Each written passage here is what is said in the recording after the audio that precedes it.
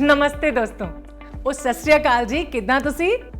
Hello friends, देखिए आप भी अगर अपनी ओपनिंग लाइंस तलाश रहे हैं, किसी से बात आपको कैसे शुरू करनी है ये आप सोच रहे हैं, तो आज आप वो अच्छे से समझ पाएंगे क्योंकि हम इसी पे बात करने वाले हैं। कम्युनिकेशन का सबसे इंपॉर्टेंट पार्ट है लिसनिंग, यानी सुनना। जब भी आप किसी प्रोस्पेक्टिव कस्टमर से मिलते हैं तो ध्यान रखिए कि बातचीत दोनों पार्टीज की तरफ से होनी चाहिए। ऐसा ना हो जाए कि सिर्फ आप ही अपनी बात को कहते रहें। जी हाँ, कस्टमर को ध्यान से सुनिए ताकि उसे भी ऐसा लगे कि कोई है जो उसकी प्रॉब्लम को एक्चुअली समझ रहा है।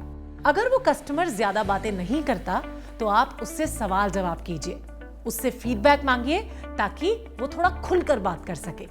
सुनने का नाटक मत कीजिए, पर एक्चुअली में सुनिए कि वो क्या कह रहा है या फिर वो क्या कहना चाह रहा है। और देखिए, कभी भी कस्टमर को बीच में टोकिए मत या उसकी बात को काटिए भी मत, रूड होता है। अगर वो अटक जाए तो जरूर बात को किसी तरह से आगे बढ़ाइए। शायद आप इस बात को खुद नहीं जानते हो, पर सिर्फ सुनने से आपके कई सारे फायदे हो सकते हैं। जैसे कस्टमर की बात सुनने से उसकी जरूरतें, उसकी सोच और उसका बजट सब आपको पता चल जाएगा। क्या कस्टमर आपकी कंपनी को पसंद करता भी है या नहीं?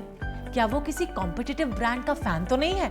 क्या वो आपको पसंद कर रहा है कि बस फॉर्मेलिटी के लिए आपको सुने जा रहा है? कस्टमर की टोन से और कुछ शब्दों से, जैसे अगर वो आपसे कह दे नो थैंक्स या मैं अभी बिजी हूं, इससे आपको उसका इंटरेस्ट पता चल जाएगा। अब आती है बारी बात करने की, यानी टॉकिंग। सबसे पहला और सबसे मेजर पॉइंट है कि हमेशा सही सवाल पूछें। इधर उधर के सवाल पूछकर समय खराब होगा और कस्टमर इरिटेट होकर जा भी सकता है। विनम्रता से ही सवाल पूछें। Always be polite and humble. सही टोन में बात करें, मतलब किसी सीरियस बात को हंसकर पूछने की गलती ना कर बैठे।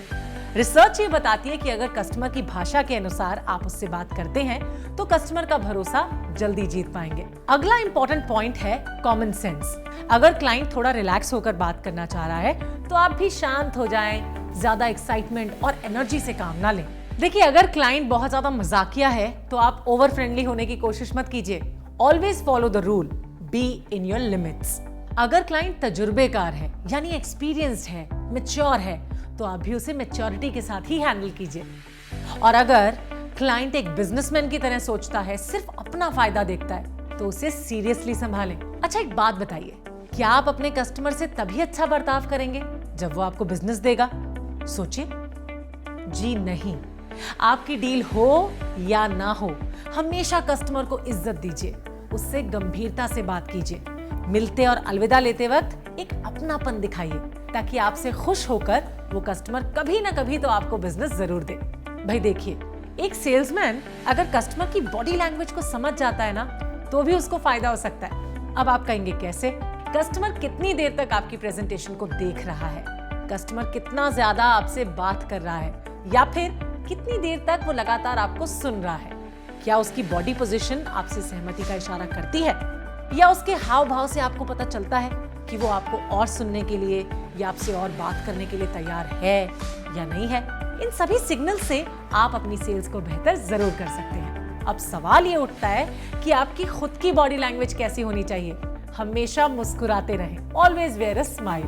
कस्टमर के ज्यादा करीब जाने की कोशिश बिल्कुल मत कीजिए, वो थोड़ा अनकंफर्टेबल हो सकता है। अपने हाथों का इस्तेमाल जरूर कीजिए, कोई बात समझाने के लिए, प्रोडक्ट को अगर आप दिखा रहे हैं तब भी आप ऐसा कर सकते हैं। इससे सामने वाले पर ज्यादा प्रभाव पड़ता है। भाई 100 बातों की एक बात यही है मेरे दोस्तों कि एक बेहतर कम्युनिकेशन ही एक जबरदस्त सेल्स की नींव है। ये एक ऐसा स्किल है, ऐसा एडवांटेज है जिस पर हमेशा काम करते रहिए ताकि आपको हमेशा कामयाबी मिलती रहे। So wish you all the luck.